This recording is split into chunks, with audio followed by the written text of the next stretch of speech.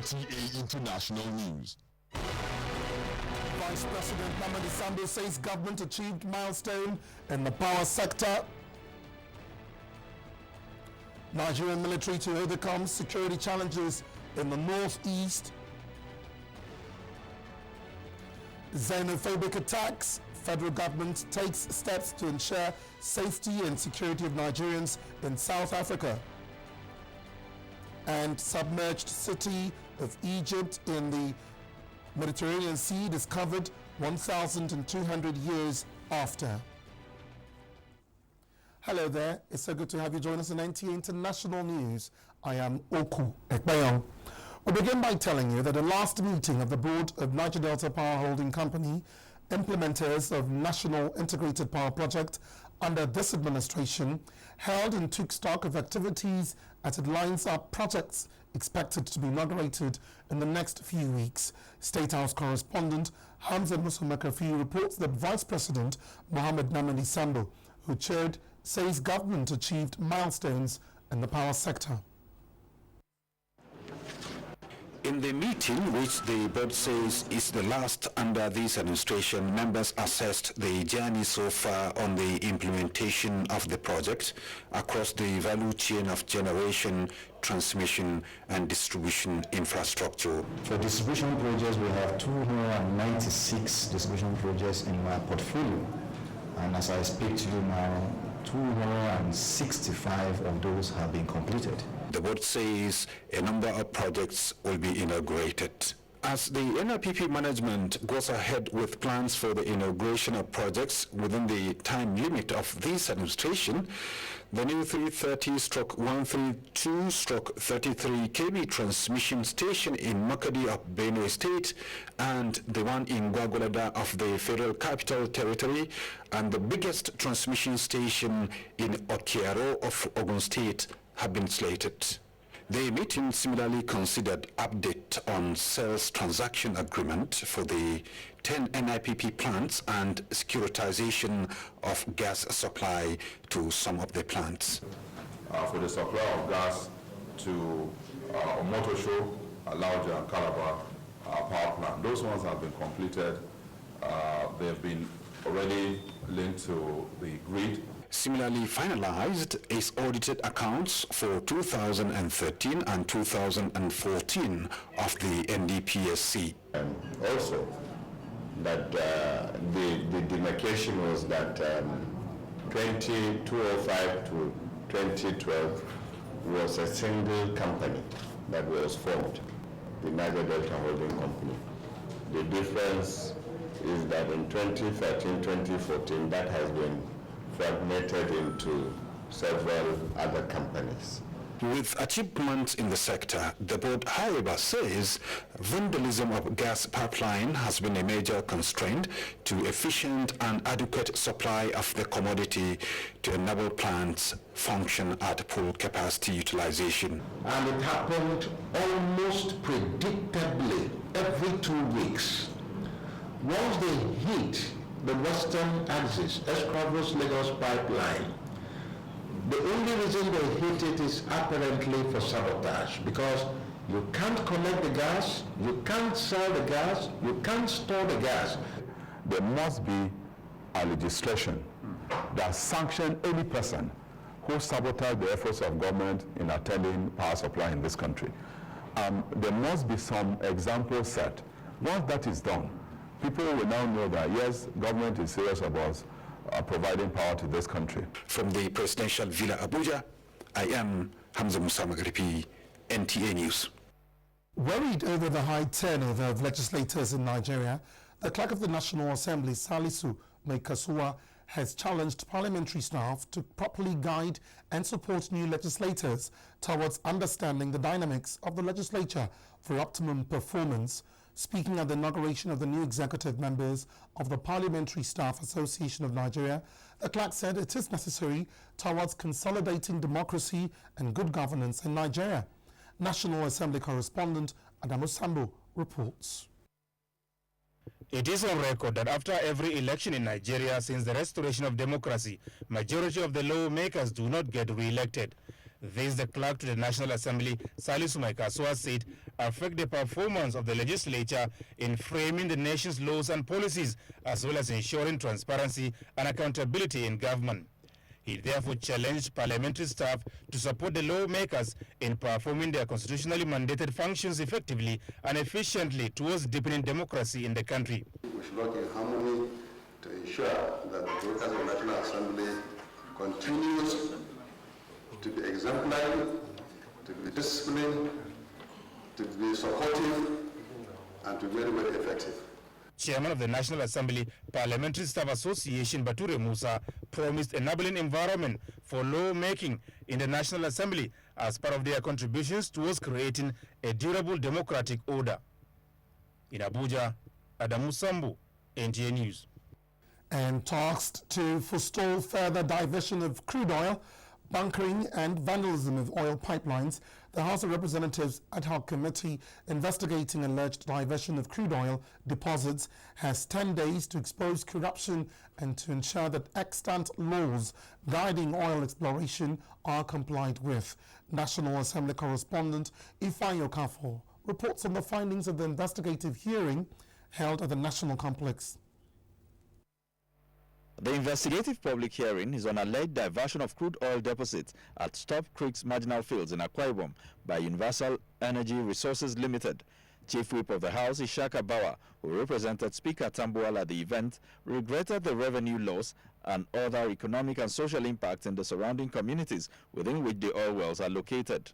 Given the fact that the oil sector is very crucial in the Nigerian economy, there is a dire need for an appropriate and desirable production and export policy for the sector. The ad hoc committee, chaired by Representative Friday Tula, is set for prompt dispensation of justice. I am confident that we will bring to bear this level of impeccable honor and dignity to bear in the discharge of their assignment in this particular instance. Stakeholders, including regulatory agencies and communities within and around Stop Creek Marginal Field, engaged lawmakers to unravel the truth and establish legislative action for enduring economic development. From the National Assembly, Ifeanyi Okafor, NTA News. Chief of Defense Staff, Air Chief Marshal Alex Bade, says the Nigerian military will soon overcome the security challenge in the northeastern part of the country and will continue to tackle the criminality resulting from the menace. Air Chief Marshal Alex Bade made this remark while receiving books donated by the Support Our Troops Foundation in Abuja. Defense correspondent Keji Busari Ahmed reports that the Chief of Defense Staff also said that the country is best safe when its military is motivated and appreciated. Very soon, what is happening in the Northeast, we won't say will be history, but we will overcome all the major ones. What will be left are those ones left to criminality. Nigeria is best safe when your troops are motivated, when they are urged on and supported to do their work. Chief Executive Officer of the Support Our Troops Foundation, Fumi Ogwe, says the gesture was in furtherance of the foundation's activities to boost the morale of the Nigerian troops engaging the insurgents in the northeast. These are endless. If there's a book in the hand of a child or in the hand of an adult, imaginations can be ignited, doors to a new world can be opened, and knowledge can be deepened. And therefore, it's our honor today to donate 3,000 books to the Honorable Chief of Defense Staff for distribution to military families. The Support Our Troops Foundation, a non-governmental organization, has continued to identify with the Nigerian troops in its bid to lay to rest insurgency in the country. Integrity and leaders' preparedness have been said to be important sacrifices towards the development of a country. Guest on NTA's breakfast program, Good Morning Nigeria, highlighted this while discussing on the topic sacrifices required towards Nigeria's development. Oyeyemi Ajayi has the details.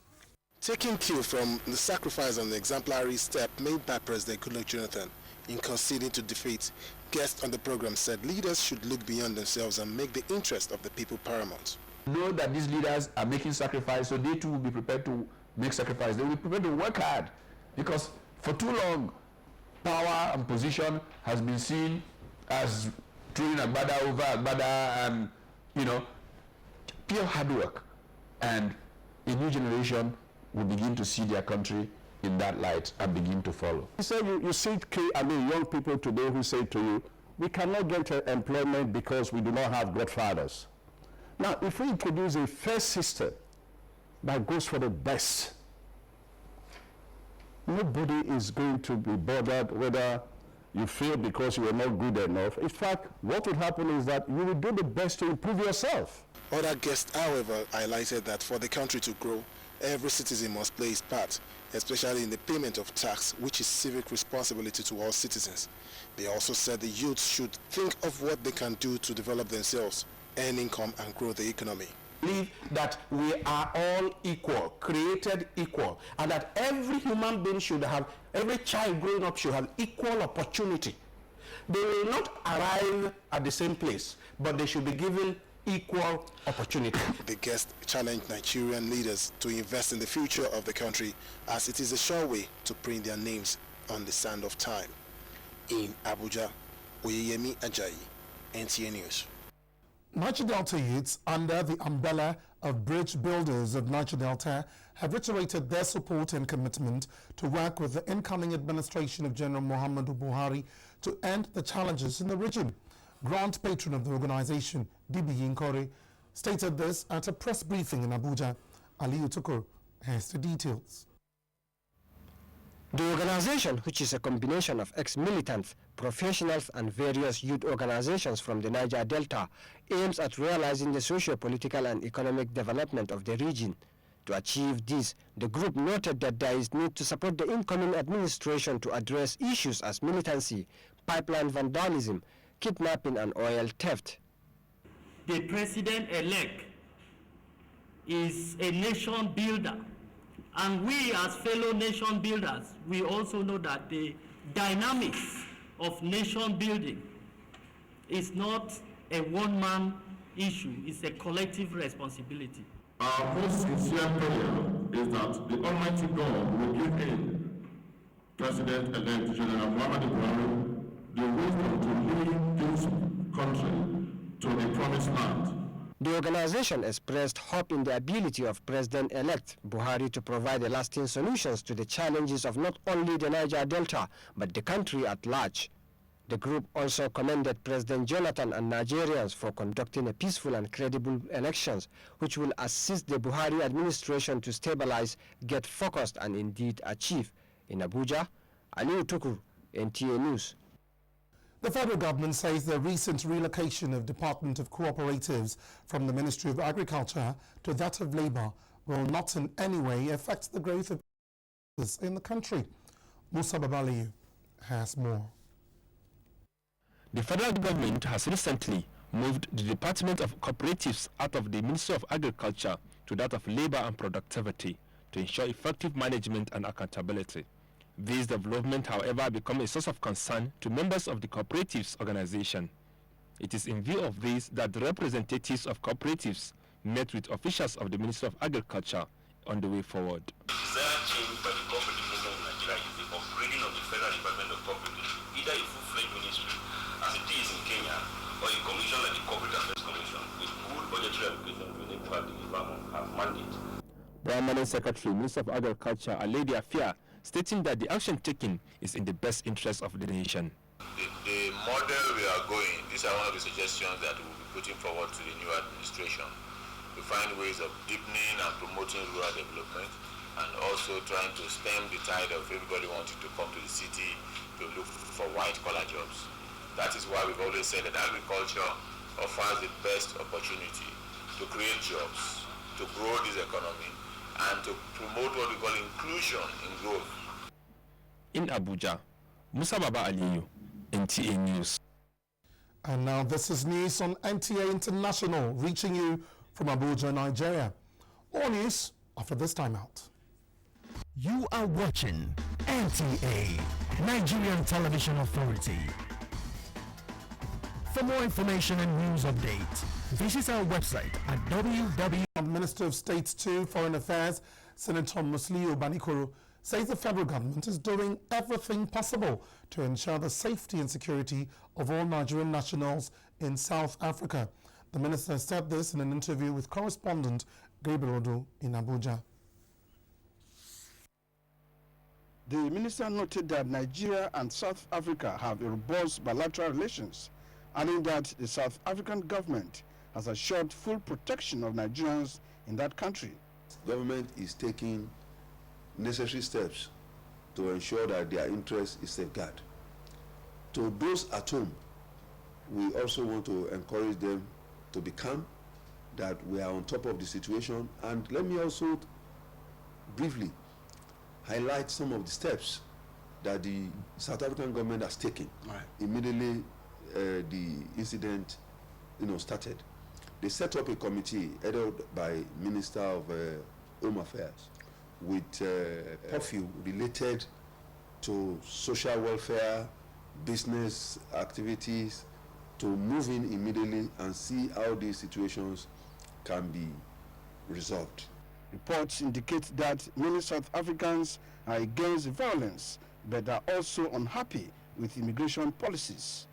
At least 62 people died in xenophobic attacks in South Africa in 2008, and 8 are reported killed in recent attacks. From the Ministry of Foreign Affairs, Gabriel Odu, NTA News. Egyptian city submerged by the Mediterranean Sea about 1,200 years ago has been discovered, and the site is being turned into an underwater museum. Waziri Ziyanu reports on the city which was lost between legend and reality.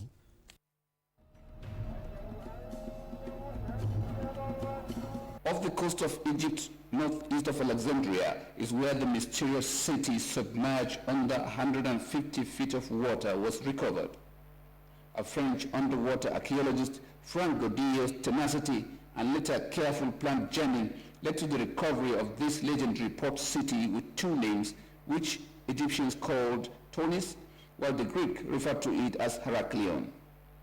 From granite stone slab, a 16-feet statue, remains of 64 ships, gold coins, and other artifacts recovered, Godillo used figment by figment of his imagination to reconstruct brick by brick a lively and uniquely detailed city that was also believed to be a very important place for knowledge, trade, and religion. So we now have a very good impression of doing a lot of research. If you talk about research in Alexandria, you need to have from 3 to 5 years research, because the sea storm this year is different from the next year and different from the next year. You need to really see at least 3 to 5 years study. Then you decide the current, the waves, the power, the winds, and in this occasion you can say, yes, I can put this here and this has never happened. So, what should be the way out? In my opinion, as a diver or professional in this, it's having a train underwater. Train? Yes. A railroad going deep, and you have the main train outside in the citadel. If the sea condition permits, the train can go in circles and go back up again, and the people doesn't take the risk. When there is sea storm, the railroad, which is digged inside the sand, will never be affected that much. Well, getting a gift from a land that gives no introduction, a land that gives civilization another definition, even if that gift is a lost city underwater, should not be a thing of great surprise. From Alexandria, Egypt, Waziri Ziyanu, NTA News. Amazing story there by Waziri Ziyanu from Egypt. Arrests have been made in Gauteng province following overnight street battles in downtown Johannesburg. Thousands of Burundians flee to Rwanda in fear of violence during the runoff presidential elections, and the United Nations Security Council plans possible action after watching video of doctors treating victims of alleged chlorine bomb attack in Syria. Details with Uche Mwizu. Arrests have been made in South Africa as anti-immigrant violence spreads to parts of Johannesburg's commercial heart. The police arrested 18 people after overnight street battles. Groups of South Africans were blocking roads and burning tires, ordering foreigners to leave the country. And Italian police says a dozen African migrants have died after being thrown overboard by fellow passengers, and another 41 are feared to have drowned in a separate incident. The police had arrested 15 migrants suspected of attacking other passengers after a religious row on a boat headed for Italy. We are putting all our energy into developing a new comprehensive approach on managing migration, which, as we've said many times, we will be coming forward with in May, moved up from July. But no, we do not have a silver bullet or any kind of panacea that is going to make the situation go away like that. The UN Refugee Agency reported that over 5,800 Burundian refugees have crossed into Rwanda amid fears of violence before elections later this year. The UN says failure to organize free and fair elections could prompt a return to deadly violence in the country. Presidential elections in Burundi are scheduled for June 26, and a dispute over whether or not the incumbent president Nkurunziza can run for a third term has led to a political crisis said to be the worst since the 12-year civil war in the East African nation ended in 2005. Moving on, the UN Security Council has had first-hand accounts from Syria. At this time, well, thank you for watching. I am Okwe Payong. Bye for now.